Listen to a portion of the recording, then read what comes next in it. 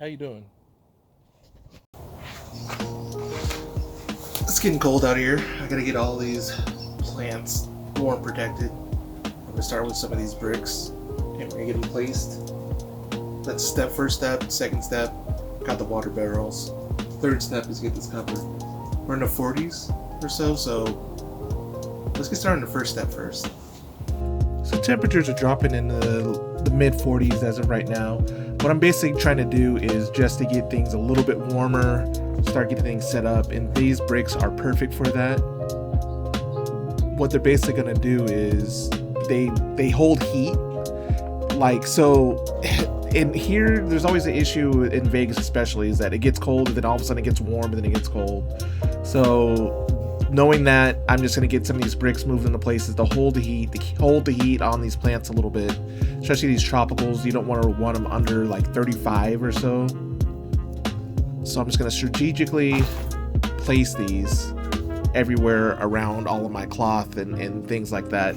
I'm also going to put some of these flat like this so that I can put barrels on top of these. I'm going to let the weather fill up these barrels with water and then place these on these as a flat surface.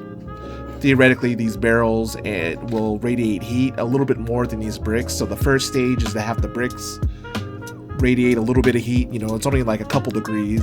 Then after that, the water barrels will radiate heat, and those should hold on to about 5, 6, 7 degrees or so. I'm not trying to do anything drastic, just enough to keep them over 35 degrees for my tropicals, or so. I don't want anything to go underneath that, based on so like my mangoes and things, they can't handle that cold.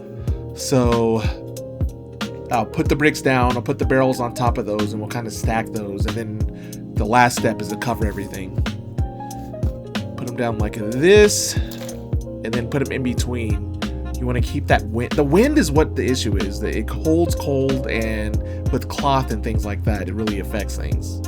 It can affect things. But I have tons of these bricks everywhere. Bought them when they're on sale. And that's all it takes for that first step. I'm really not trying to run out here because all of a sudden the temperatures change and then everything gets warm. So generally if I can have this done in December or so, it should be okay. It doesn't really get cold generally till like cold till like January, February or so is when you really have to worry about things.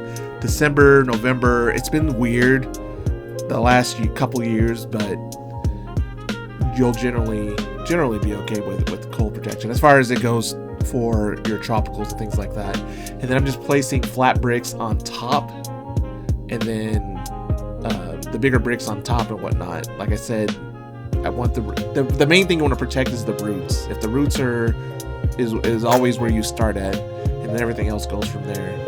So I'll just put flat bricks on top of everything that I have, and then like I said, we'll get the water barrels and whatnot. There's also other things that I have, so lighting, covering of the area. There's so many different ways, but I figured out this is the system for me, is to do this first, then we'll get the lighting placed, then we'll get things covered, and then we'll go from there. And I try to have all my tropicals in one area. Realistically, we'll just see what happens.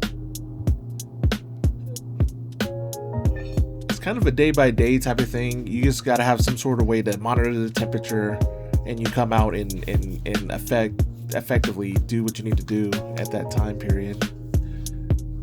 But literally just place some bricks on all my pots, and you have one area. Try to have all your things that are cold sensitive in one area. Thank you, nature. I'm gonna let these fill up. I don't know. Maybe I'll do a part 1, part 2, or maybe I'll compile them. You guys let me know. Do you guys like sitting through really long videos or having compiles? Anyway, winter's coming. Let's grow.